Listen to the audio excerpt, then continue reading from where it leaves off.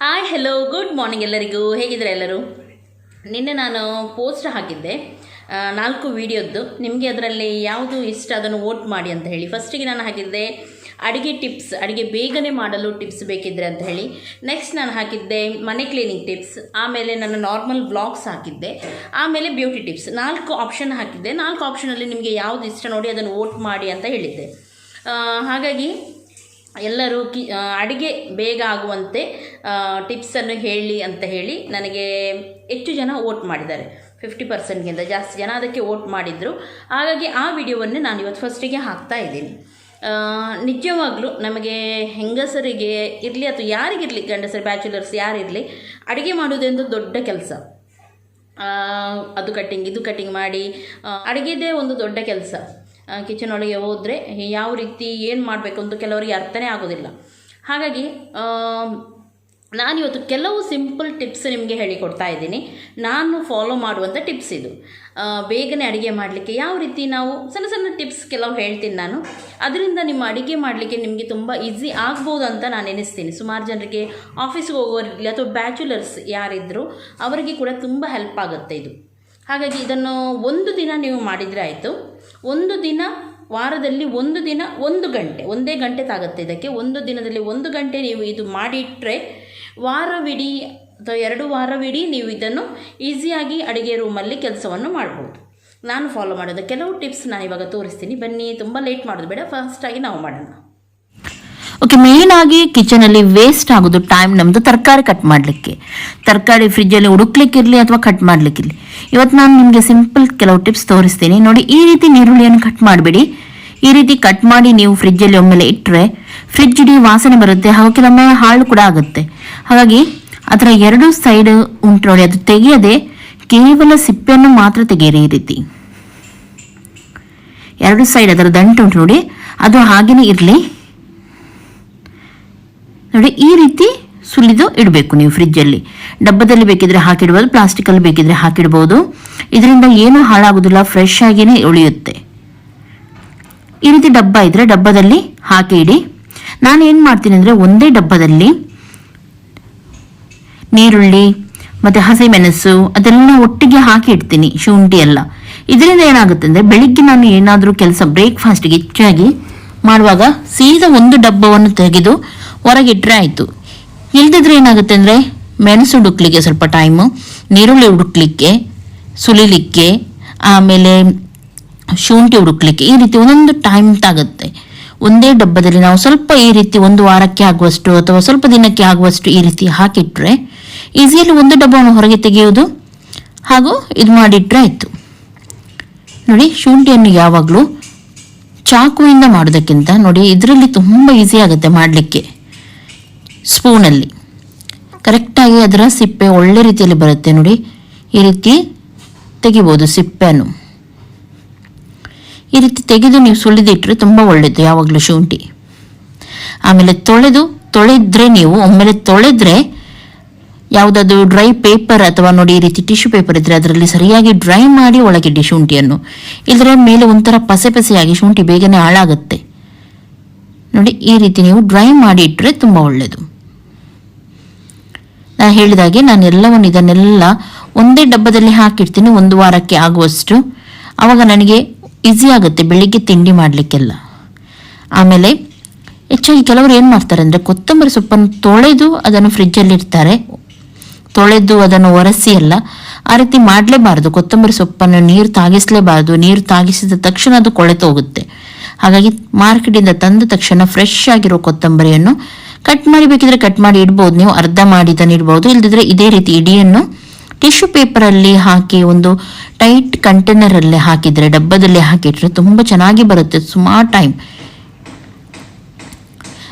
ಕರಿಬೇವು ಸೊಪ್ಪನ್ನು ಕೂಡ ನೀವು ಅದೇ ರೀತಿ ಮಾಡಿ ಇಡ್ಬೋದು. ಇದೇ ರೀತಿ ನಾನು ಹೇಳುವ ರೀತಿ ತುಂಬ ಚೆನ್ನಾಗಾಗುತ್ತೆ. ಟಿಶ್ಯೂ ಪೇಪರ್ ಅಥವಾ ಯಾವುದು ಪೇಪರ್ ಇರುತ್ತೆ ನೋಡಿ, ನ್ಯೂಸ್ ಪೇಪರ್ ಇರಲಿ ಯಾವುದು ಇರಲಿ, ಅದರಲ್ಲಿ ನೀವು ಕಟ್ಟಿ ಆಮೇಲೆ ಡಬ್ಬದಲ್ಲಿ ಇಟ್ಟರೆ ತುಂಬ ಒಳ್ಳೆಯದು.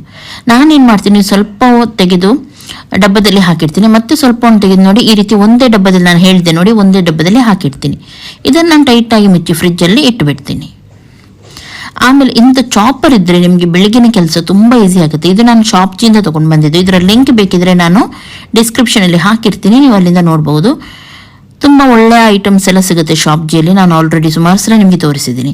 ಇಂಥ ಚಾಪರ್ಸ್ ನಮ್ಮ ಬೆಳಗಿನ ಕೆಲಸವನ್ನು ತುಂಬ ಈಸಿ ಮಾಡುತ್ತೆ. 10 ನಿಮಿಷದ ಕೆಲಸವನ್ನು ನಾವು 5 ನಿಮಿಷದಲ್ಲಿ ಇಂಥ ಚಾಪರ್ಸ್ ಇದ್ದರೆ ಇದರಲ್ಲಿ ನಾವು ಮಾಡ್ಬೋದು.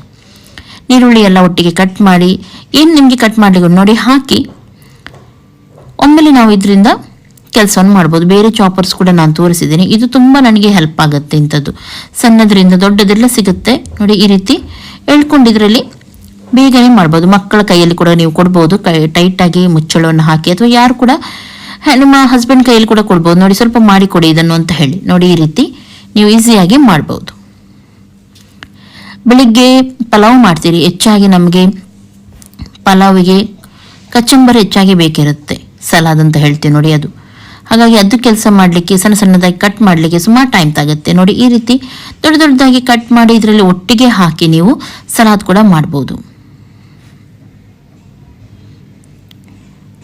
ಬೇಗನೆ ಆಗುತ್ತೆ. ಇಂಥದ್ದೆಲ್ಲ ಕೆಲವು ಐಟಮ್ಸ್ ಮನೆಯಲ್ಲಿ ಇದ್ದರೆ ಕೆಲವು ಕೆಲಸವನ್ನು ನಾವು ಬೇಗನೆ ಮಾಡ್ಬೋದು ನೋಡಿ. ಈ ರೀತಿ ಒಟ್ಟಿಗೆ ಹಾಕಿ ಇದನ್ನು ಮುಚ್ಚಿ ನಾವು ಈ ರೀತಿ ಹೇಳಿದ್ರೆ ಆಯಿತು.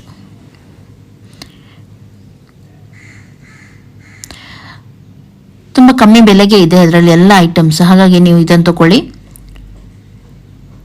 ನೋಡಿ. ಈ ರೀತಿ ಒಟ್ಟಿಗೆ ಆಯಿತು ನೋಡಿ. ಇದಕ್ಕೆ ನೀವು ಮೊಸರು ಹಾಕ್ಲಿಕ್ಕೆ ಉಂಟು, ಮೊಸರು ಹಾಕಿ ಸ್ವಲ್ಪ ಉಪ್ಪನ್ನು ಹಾಕಿ ನಾನು ಇದೇ ರೀತಿ ಇವಾಗ ಇಡ್ತಾ ಇದ್ದೀನಿ. ಮೊಸರು ಹಾಕಿ ನೀವು ಟಿಫಿನಿಗಿರಲಿ ಅಥವಾ ಹೀಗೆ ಬೆಳಿಗ್ಗಿನ ಬ್ರೇಕ್ಫಾಸ್ಟಿಗಿರಲಿ, ಸಂಜೆ ಯಾವಾಗ ಕೂಡ ನೀವು ಇದನ್ನು ಯೂಸ್ ಮಾಡ್ಬೋದು.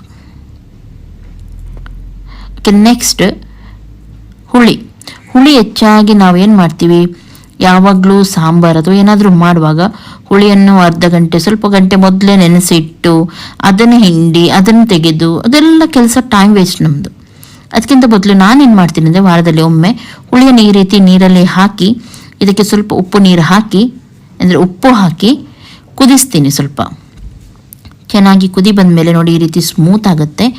ಸ್ವಲ್ಪ ತಣ್ಣಗಾದ್ಮೇಲೆ ಮಿಕ್ಸಿಯಲ್ಲಿ ಹಾಕಿ ಇದನ್ನು ಗ್ರೈಂಡ್ ಮಾಡ್ತೀನಿ, ಅಥವಾ ನೀವು ಸ್ವಲ್ಪ ನೀರು ಜಾಸ್ತಿ ಹಾಕಿ ಗಾಳಿಸಿ ಕೂಡ ಇಡ್ಬೋದು ನೋಡಿ. ಈ ರೀತಿ ಗ್ರೈಂಡ್ ಮಾಡಿ ಇದನ್ನು ನಾನು ಒಂದು ಡಬ್ಬದಲ್ಲಿ ಹಾಕಿ ಫ್ರಿಜ್ಜಲ್ಲಿ ಇಟ್ಟುಬಿಡ್ತೀನಿ. ಯಾವಾಗ ನನಗೆ ತಿಳಿಸಾರು ಇರಲಿ, ಸಾಂಬಾರು ಇರಲಿ, ಚಿಕನ್ ಅಥವಾ ಮೀನು ಫ್ರೈ ಏನು ಬೇಕಿದ್ರೂ ಮಾಡುವಾಗ ಇದನ್ನು ಈಸಿಯಾಗಿ ನಾನು ಮಾಡ್ತೀನಿ. ಆಮೇಲೆ ಜಿಂಜರ್ ಗಾರ್ಲಿಕ್ ಪೇಸ್ಟನ್ನು ಕೂಡ ಯಾವಾಗಲೂ ನಾನು ಮಾಡಿನೇ ಇಡ್ತೀನಿ ಮನೆಯಲ್ಲೇ. ಯಾಕೆಂದರೆ ಹೊರಗಡೆಯಿಂದ ತಂದರೆ ಅದರಲ್ಲಿ ಗಾರ್ಲಿಕ್ ಕಮ್ಮಿ ಇರುತ್ತೆ, ಅಂದರೆ ಬೆಳ್ಳುಳ್ಳಿ ಕಮ್ಮಿ ಇರುತ್ತೆ, ಶುಂಠಿ ಜಾಸ್ತಿ ಇರುತ್ತೆ. ಹಾಗೆ ಮನೆಯಲ್ಲಿ ಮಾಡಿದ್ದು ಯಾವಾಗಲೂ ಟೇಸ್ಟ್ ಆಗಿರುತ್ತೆ. ಇದಕ್ಕೆ ನಾನು ಹಾಳಾಗದಾಗಿ ಸ್ವಲ್ಪ ಜಾಸ್ತಿ ಮಾಡಿ ಇಡುವವರಿಗೆ ಸ್ವಲ್ಪ ವಿನಿಗರ್ ಹಾಕಿ ಸ್ವಲ್ಪ ಉಪ್ಪನ್ನು ಹಾಕಿ ಇಟ್ಟರೆ ನೀವು ಇದನ್ನು ಹೊರಗೆ ಕೂಡ ಇಡ್ಬೋದು 1 ವಾರದವರೆಗೂ. ಫ್ರಿಜ್ ಇಲ್ಲದವರು ಫ್ರಿಜ್ಜಲ್ಲಿ ಇಡುವವರು ಇದನ್ನು ಫ್ರಿಜ್ಜಲ್ಲಿ ಆರಾಮದಲ್ಲಿ ಇದನ್ನು ಡಬ್ಬದಲ್ಲಿ ಹಾಕಿ ಇಡ್ಬೋದು. ನಿಮ್ಮ ಕೆಲಸ ಇದರಿಂದೆಲ್ಲ ತುಂಬ ಕಮ್ಮಿ ಆಗುತ್ತೆ. ಜಿಂಜರ್ ಗಾರ್ಲಿಕ್ ಕೆಲಸ, ಶುಂಠಿ ಬೆಳ್ಳುಳ್ಳಿ ಕೆಲಸ ಎಲ್ಲ ಮಾಡಿ ಇಡೋದು ನೋಡಿ. ಈ ರೀತಿ ನಾನು ಡಬ್ಬದಲ್ಲಿ ಹಾಕಿ ಇದನ್ನು ಇಟ್ಬಿಡ್ತೀನಿ. ಸಣ್ಣ ಸಣ್ಣ ಶುಂಠಿ ಬೆಳ್ಳುಳ್ಳಿ ಕಟ್ ಮಾಡೋದಕ್ಕಿಂತ ಕೆಲವುದಕ್ಕೆ ಪೇಸ್ಟ್ ಹಾಕಿ ನೀವು ಏನು ಫ್ರೈ ಮಾಡುವಾಗ ಅಥವಾ ಯಾವುದಕ್ಕಾದರೂ ನಿಮಗೆ ಈಸಿ ಆಗುತ್ತೆ ಇದು.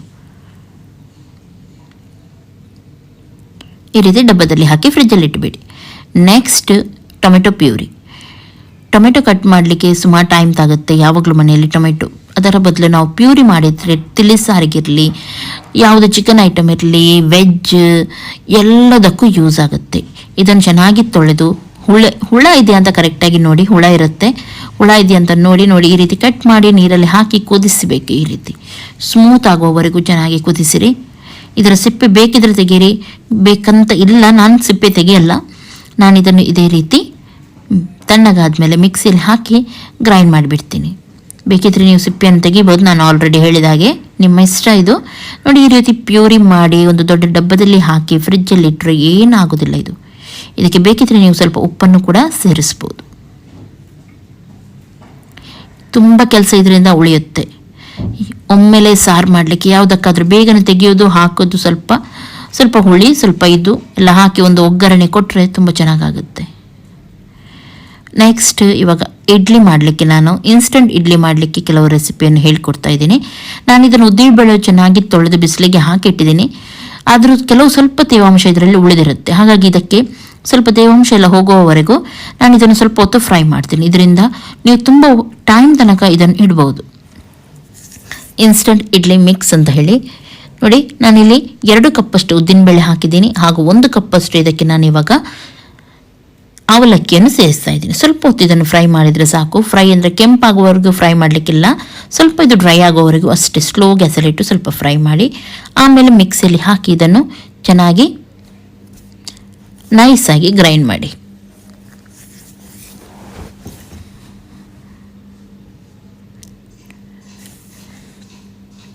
ಓಕೆ ನೋಡಿ, ಇವಾಗ ನೈಸಾಗಿ ಗ್ರೈಂಡ್ ಆಗಿದೆ. ನಾನು ಹೇಳಿದೆ 2 ಕಪ್ ನಾನಿಲ್ಲಿ ಉದ್ದಿನಬೇಳೆ ತೊಗೊಂಡಿದ್ದೀನಿ, 1 ಕಪ್ ಅವಲಕ್ಕಿ ತೊಗೊಂಡಿದ್ದೀನಿ. ಇದಕ್ಕೆ ಸರಿಯಾಗಿ ನಾನು 4 ಕಪ್ ಅಷ್ಟರಲ್ಲಿ ರವವನ್ನು ಹಾಕ್ತಾ ಇದ್ದೀನಿ. ರೈಸ್ ರವಾ ಅಥವಾ ಚಿರೋಟಿ ರವಾ, ಯಾವ್ದು ರವ ಕೂಡ ನೀವು ಯೂಸ್ ಮಾಡ್ಬೋದು. ನಾನಿಲ್ಲಿ ರೈಸ್ ರವವನ್ನು ಹಾಕಿದ್ದೀನಿ. ಈ ರೀತಿ ಮಿಕ್ಸ್ ಮಾಡಿ, ಚೆನ್ನಾಗಿ ಮಿಕ್ಸ್ ಮಾಡಿ ಇದನ್ನು ಡಬ್ಬದಲ್ಲಿ ಹಾಕಿದರೆ 2-3 ವಾರದವರೆಗೂ ಏನೂ ಆಗಲ್ಲ. ನಿಮಗೆ ಯಾವಾಗ ಇಡ್ಲಿ ಬೇಕು ನೋಡಿ ತೆಗೆದು ಇದಕ್ಕೆ ಇಡ್ಲಿಯನ್ನು ನೀವು ಮಾಡ್ಬೋದು ತುಂಬ ಈಸಿಯಲ್ಲಿ. ನಾನು ಇದನ್ನು ನೈಟ್ಗೆ ಸ್ವಲ್ಪ ತೆಗೆದು ಈ ರೀತಿ ನೆನೆ ಹಾಕಿ ಬಿಡ್ತೀನಿ. ಬೆಳಿಗ್ಗೆ ಎದ್ದು ಇದರಿಂದ ಇಡ್ಲಿ ಮಾಡುವಾಗ ತುಂಬ ಸ್ಮೂತಾಗಿ ಚೆನ್ನಾಗಾಗುತ್ತೆ. ನೈಟಿಗೆ ಹಾಕಲಿಕ್ಕೆ ನಿಮಗೆ ಟೈಮ್ ಇಲ್ಲದಿದ್ದರೆ ನೀವು ಇದಕ್ಕೆ ಸ್ವಲ್ಪ ಮೊಸರನ್ನು ಹಾಕಿ ಆವಾಗಲೇ ಇನ್ಸ್ಟಂಟ್ ಬೇಗನೆ ಇದಕ್ಕೆ ಮೊಸರು ಈನೋವನ್ನು ಹಾಕಿ ನೀವು ಇಡ್ಲಿಯನ್ನು ಮಾಡ್ಬೋದು. ತುಂಬ ಚೆನ್ನಾಗಾಗುತ್ತೆ ಸ್ಮೂತಾಗಿ. ನಾನಿವಾಗ ಉಪ್ಪನ್ನು ಹಾಕಿ ಇದನ್ನು ಇಡ್ತೀನಿ. ಬೆಳಿಗ್ಗೆ ಎದ್ದು ಇಡ್ಲಿ ಮಾಡಿದರೆ ಆಯಿತು. ನೆಕ್ಸ್ಟ್ ನನ್ನ ಫೇವ್ರೆಟ್ ಚಿಲ್ಲಿ ಪೇಸ್ಟ್. ಇದು ಎಲ್ಲದಕ್ಕೂ ನಿಮಗೆ ಯೂಸ್ ಆಗುತ್ತೆ. ಚಿಲ್ಲಿಯನ್ನು ಚೆನ್ನಾಗಿ ತೊಳೆದು ಅದನ್ನು ಸ್ವಲ್ಪ ನೀರು ಹಾಕಿ ನಾನಿವಾಗ ಬೇಯಿಸ್ಲಿಕ್ಕೆ ಇಡ್ತಾ ಇದ್ದೀನಿ, ಸ್ಮೂತ್ ಆಗಲಿಕ್ಕೆ. ಬೇಯಿಸ್ಲಿಕ್ಕೆ ಇಡುವಾಗ ಇದಕ್ಕೆ ನಾನು ಸ್ವಲ್ಪ ಜೀರಿಗೆಯನ್ನು ಹಾಕ್ತೀನಿ ಹಾಗೂ ಸ್ವಲ್ಪ ಉಪ್ಪನ್ನು ಕೂಡ ಸೇರಿಸ್ತೀನಿ. ಇದು ನಿಮಗೆ ಎಲ್ಲದಕ್ಕೂ ಯೂಸ್ ಆಗುತ್ತೆ. ಬೆಂಡೆ ಫ್ರೈ ಮಾಡಲಿಕ್ಕೆ, ಆಲೂಗಡ್ಡೆ ಫ್ರೈ ಮಾಡಲಿಕ್ಕೆ, ಅಥವಾ ಮೀನು ಫ್ರೈ ಮಾಡಲಿಕ್ಕೆ, ಚಿಕನ್ ಫ್ರೈ ಮಾಡಲಿಕ್ಕೆ, ಕಬಾಬಿಗೆ ಎಲ್ಲದಕ್ಕೂ ನೀವು ಇದನ್ನು ಯೂಸ್ ಮಾಡ್ಬೋದು. Prawns ghee roast, chicken ghee roast ಎಲ್ಲದಕ್ಕೂ. ಇವಾಗ ಇದು ಸ್ಮೂತ್ ಆಗಿದೆ. ತಣ್ಣಗಾದ್ಮೇಲೆ ಇದನ್ನು ಗ್ರೈಂಡ್ ಮಾಡಿ. ಬಿಸಿ ಮಾಡಿದ್ದೆ ನಾನು, ಚೆನ್ನಾಗಿ ಸ್ಮೂತ್ ಆದಮೇಲೆ ತಣ್ಣಗಾದ್ಮೇಲೆ ಇದನ್ನು ಗ್ರೈಂಡ್ ಮಾಡಿ ನೈಸಾಗಿ ಈ ರೀತಿ ಪೇಸ್ಟ್ ಮಾಡಿ ಇದನ್ನು ನೀವು ಡಬ್ಬದಲ್ಲಿ ಹಾಕಿ ಫ್ರಿಜ್ಜಲ್ಲಿ ಇಟ್ಟರೆ ತುಂಬ ಟೈಮ್ ತನಕ ಬರುತ್ತೆ. ಯಾವಾಗ ಬೇಕು ಇದನ್ನು ನೀವು ಯೂಸ್ ಮಾಡ್ಬೋದು. ತುಂಬ ಈಸಿ ಆಗುತ್ತೆ. ಇಲ್ದಿದ್ರೆ ಕೆಲವೊಮ್ಮೆ ಕಡಿಲಿಕ್ಕೇ ತುಂಬ ಟೈಮ್ ತಾಗುತ್ತೆ ಗ್ರೈಂಡ್ ಮಾಡಲಿಕ್ಕೇ. ಆಮೇಲೆ ನೋಡಿ, ಯಾವಾಗಲೂ ಕೊತ್ತಂಬರಿಯನ್ನು ಸ್ವಲ್ಪ ಫ್ರೈ ಮಾಡಬೇಕು. ನಾವು ಫ್ರೈ ಮಾಡಿ ಅದನ್ನು ಸ್ಟೋರ್ ಮಾಡಿಟ್ರೆ ಏನಾಗುತ್ತೆ ಅಂದರೆ, ಕೆಲವು ನಾನು ನೋಡಿ ಇದರಲ್ಲಿ ಸ್ವಲ್ಪ ಅರ್ಧವನ್ನು ನಾನು ಗ್ರೈಂಡ್ ಮಾಡ್ತಾ ಇದ್ದೀನಿ, ಇವಾಗ ನೈಸಾಗಿ ಹುಡಿ ಮಾಡ್ತೀನಿ. ಇನ್ನು ಅರ್ಧವನ್ನು ನಾನು ಏನು ಮಾಡ್ತೀನಿ ಅಂದರೆ ಡಬ್ಬದಲ್ಲಿ ಹಾಕಿರ್ತೀನಿ. ಇದರಿಂದ ಏನಾಗುತ್ತೆ, ಕೆಲವೊಮ್ಮೆ ಕೆಲವು ಮಸಾಲೆ ನಾವು ಫ್ರೈ ಮಾಡಿ ಹಾಕಬೇಕಾಗುತ್ತೆ ಚಿಕನಿಗೆ, ಅದಕ್ಕಿದಕ್ಕೆಲ್ಲ ಫ್ರೈ ಮಾಡಿ ನಾವು ಮೊದಲೇ ಇಟ್ಟರೆ ಆ ಒಂದು ಕೆಲಸ ಉಳಿಯುತ್ತೆ. ಖಾರ ಕಡಿಯುವಾಗ ಸೀದಾ ನೀವು ಡೈರೆಕ್ಟಾಗಿ ಹಾಕಿದರೆ ಆಯಿತು. ನೋಡಿ, ಈ ರೀತಿ ಗ್ರೈಂಡ್ ಮಾಡಿ ನೈಸಾಗಿ ನಾನು ಹುಡಿ ಮಾಡಿಟ್ರೆ ತುಂಬ ಚೆನ್ನಾಗಿ ಬರುತ್ತೆ ಇದು. ಹಾಗೂ ನಮ್ಮ ರೆಸಿಪಿ ಕೂಡ ನಾವು ಯಾವುದಾದ್ರೂ ಮಾಡಿದರೆ ಅಡುಗೆ ಅದು ಕೂಡ ಚೆನ್ನಾಗಿ ಟೇಸ್ಟಾಗಿ ಬರುತ್ತೆ, ಮನೆಯಲ್ಲಿ ಮಾಡಿದ ಮಸಾಲೆ ಇದ್ದರೆ. ಹಾಗೆಯೇ ನಾನು ಇವಾಗ ಮೆಂತೆ ಕೂಡ ಅದೇ ರೀತಿ ಫ್ರೈ ಮಾಡಿ ಸ್ವಲ್ಪ ನಾನು ಡಬ್ಬದಲ್ಲಿ ಹಾಕಿಡ್ತೀನಿ ಹಾಗೂ ಸ್ವಲ್ಪವನ್ನು ನಾನು ಹುಡಿ ಮಾಡ್ತೀನಿ. ಯಾವುದಕ್ಕಾದರೂ ಈಸಿಯಲ್ಲಿ ನೀವು ಡೈರೆಕ್ಟ್ ಹುಡಿ ಹಾಕ್ಬೋದು. ನೋಡಿ, ಈ ರೀತಿ ಘಮ ಘಮ ಸ್ಮೆಲ್ ಬರ್ತಾ ಉಂಟು. ಅದೇ ರೀತಿ ಜೀರಿಗೆ ಕೂಡ ಸ್ವಲ್ಪವನ್ನು ಡಬ್ಬದಲ್ಲಿ ಹಾಕಿಡಿ ಹಾಗೂ ಸ್ವಲ್ಪವನ್ನು ಹುಡಿ ಮಾಡಿಬಿಡಿ. ಇದರಿಂದ ನೀವು ಇವಾಗ ಚಿಕನ್ ಅಥವಾ ಏನಾದರೂ ಮಾಡುವಾಗ ಏನಂದರೆ ಸ್ವಲ್ಪ ಮಸಾಲೆ ಎಲ್ಲ ಫ್ರೈ ಮಾಡೋದು ಉಳಿಯುತ್ತೆ. ನೀವು ಇಲ್ಲದಿದ್ದರೆ ಸ್ವಲ್ಪ ಬೆಳ್ಳುಳ್ಳಿ, ಸ್ವಲ್ಪ ಅದು ಇದು ಎಲ್ಲ ಫ್ರೈ ಮಾಡಬೇಕಾಗುತ್ತೆ ನೋಡಿ, ಅದೆಲ್ಲ ಉಳಿಯುತ್ತೆ. ನೋಡಿ, ಸ್ವಲ್ಪವನ್ನು ಗ್ರೈಂಡ್ ಮಾಡಿ ಹಾಗೂ ಸ್ವಲ್ಪವನ್ನು ಡಬ್ಬದಲ್ಲಿ ಹಾಕಿಡಿ. ಇಡೀ ಎಣ್ಣೆ ತುಂಬ ಚೆನ್ನಾಗಾಗುತ್ತೆ. ಯಾವುದೇ ಅಡುಗೆ ಕೂಡ ತುಂಬ ರುಚಿ ಬರುತ್ತೆ ಮನೆಯಲ್ಲಿಂತ ನಾವು ಫ್ರೈ ಮಾಡಿ ಎಲ್ಲ ಇಟ್ಟರೆ. ಹಾಗೂ ಕಡಲೆಬೇಳೆ ಎಲ್ಲ ಏನಾಗುತ್ತೆ ಅಂದರೆ ಬೇಗನೆ ಹಾಳಾಗೋದು ಕಡಲೆಬೇಳೆ. ಹಾಗಾಗಿ ಇದನ್ನು ಸ್ವಲ್ಪ ನೀವು ಫ್ರೈ ಮಾಡಿ ಇಟ್ಟರೆ ಏನೂ ಹಾಳಾಗೋದಿಲ್ಲ, ಇದು ಚೆನ್ನಾಗಿ ಬರುತ್ತೆ. ನೋಡಿ, ಇದೇ ರೀತಿ ಎಲ್ಲವನ್ನು ಒಂದು ಖಾಲಿ ಆದ ತಕ್ಷಣ, ಅರ್ಧ ಖಾಲಿ ಆದ ತಕ್ಷಣ ಒಂದು ದಿನ ಫುಲ್ ಮಾಡಿ ಇಡಿ ಡಬ್ಬ. ನೋಡಿ, ಇಂಥ ಡಬ್ಬ ಇದ್ದರೆ ನಿಮಗೆ ತುಂಬ ಈಸಿ. ಒಂದೇ ಡಬ್ಬ ತೆಗೆದು ಎಲ್ಲ ಮಸಾಲವನ್ನು ನೀವು ಹಾಕ್ಬೋದು.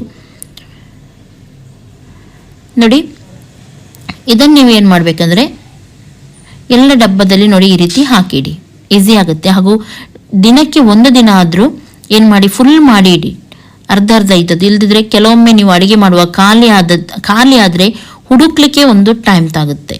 ಹಾಗಾಗಿ ಈ ರೀತಿ ಫುಲ್ ಮಾಡಿ ನೀವು ಒಂದಿನ ಟೈಮ್ ಇರುವಾಗ ಫುಲ್ ಮಾಡಿ ಇಟ್ಟರೆ ನಿಮಗೆ ಅಡುಗೆ ಮಾಡುವಾಗ ವಾರವಿಡೀ ಈಸಿ ಆಗುತ್ತೆ.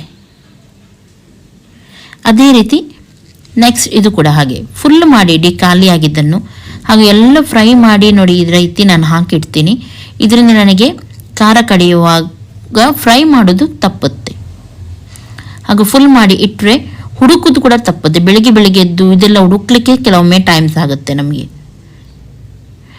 ಓಕೆ ನೋಡಿ, ಇವಾಗ ನಿಮಗೆ ಸಿಂಪಲ್ ಚಿಕನ್ ರೆಸಿಪಿ ತೋರಿಸ್ತೀನಿ. ನಾನು ಮಾಡಿದ ಎಲ್ಲ ಐಟಮನ್ನು ಸೇರಿಸಿ ನಿಮಗೆ ಈ ರೆಸಿಪಿಯನ್ನು ಹಾಕ್ತೀನಿ.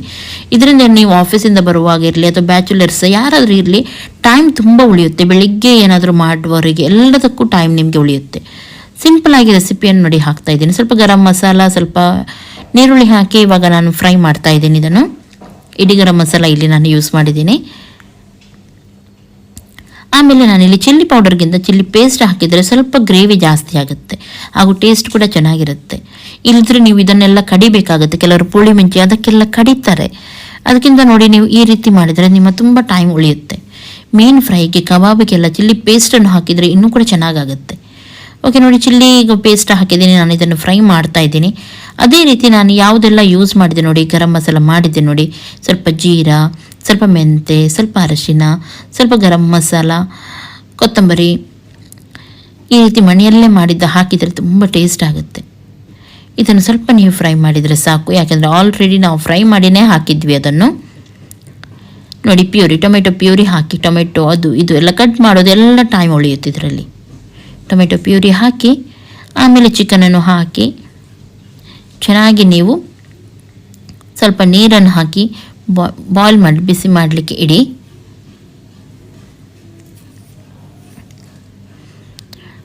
ಇದನ್ನು ಈಗ ಜಿಂಜರ್ ಗಾರ್ಲಿಕ್ ಪೇಸ್ಟ್ ಹಾಕ್ತಾ ಇದ್ದೀನಿ ಹಾಗೂ ಸ್ವಲ್ಪ ಹುಳಿಯನ್ನು ಹಾಕ್ತಾ ಇದ್ದೀನಿ. ಇದಕ್ಕೆ ನಿಮಗೆ ಇಷ್ಟ ಇದ್ದರೆ ಮಾತ್ರ ಹುಳಿಯನ್ನು ಹಾಕಿ, ಇಲ್ಲದ್ರೆ ಲಿಂಬೆ ರಸ ಕೂಡ ಹಾಕ್ಬೋದು ನೀವು. ಆಮೇಲೆ ಇವಾಗ ಜಿಂಜರ್ ಗಾರ್ಲಿಕ್ ಪೇಸ್ಟನ್ನು ಹಾಕಿ ಸ್ವಲ್ಪ ಹಸಿ ವಾಸನೆ ಹೋಗೋವರೆಗೂ ಈ ಮಸಾಲೆ ಸ್ವಲ್ಪ ಹೊತ್ತು ಫ್ರೈ ಮಾಡಿ.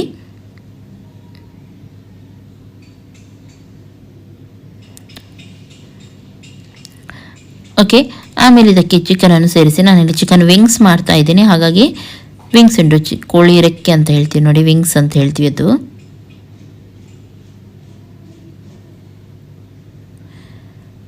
ಓಕೆ, ಚೆನ್ನಾಗಿ ಮಿಕ್ಸ್ ಮಾಡಿ ಉಪ್ಪೆಲ್ಲ ಹಾಕಿ ಬೇಯಿಸಲಿಕ್ಕೆ ಇಡಿ. ಇದನ್ನು ಸಿಂಪಲ್ ಆಗಿ ನಿಮ್ಮ ಅಡುಗೆ ಒಂದು ಆಗಿ ಹೋಗುತ್ತೆ. ಇವತ್ತು ನಿಮಗೆ ಯಾವುದು ಈ ಟಿಪ್ಸಲ್ಲಿ ನಿಮಗೆ ಯಾವ ಟಿಪ್ಸ್ ಇಷ್ಟ ಆಯಿತು ನೋಡಿ, ಅದನ್ನು ನೀವು ನನಗೆ ಕಮೆಂಟ್ ಮಾಡಿ ಹೇಳಿ.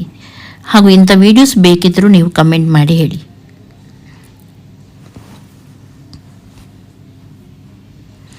ಓಕೆ ನೋಡಿ, ತುಂಬ ಈಸಿಯಲ್ಲಿ ಆಗಿ ಹೋಗುತ್ತೆ ಈ ರೀತಿ ನೀವು ಮಾಡಿದರೆ, ಹಾಗೂ ಟೇಸ್ಟ್ ಕೂಡ ಚೆನ್ನಾಗಿರುತ್ತೆ. ಮನೆಯಲ್ಲೇ ಮಾಡಿದ ಎಲ್ಲ ಮಸಾಲ ಇರೋದ್ರಿಂದ.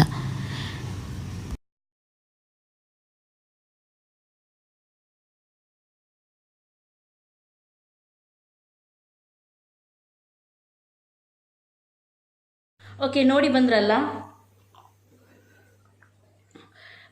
ನಿಜವಾಗ್ಲೂ ನಿಮಗೆ ಹೆಲ್ಪ್ ಆಗಿರ್ಬೋದು ಅಂತ ಎನಿಸ್ತೀನಿ. ಇದು ನನಗೆ ತುಂಬ ಹೆಲ್ಪ್ ಆಗುತ್ತೆ, ಹಾಗಾಗಿ ನಾನು ಇದನ್ನು ನಿಮ್ಮ ಜೊತೆ ಶೇರ್ ಮಾಡಿದ್ದೀನಿ.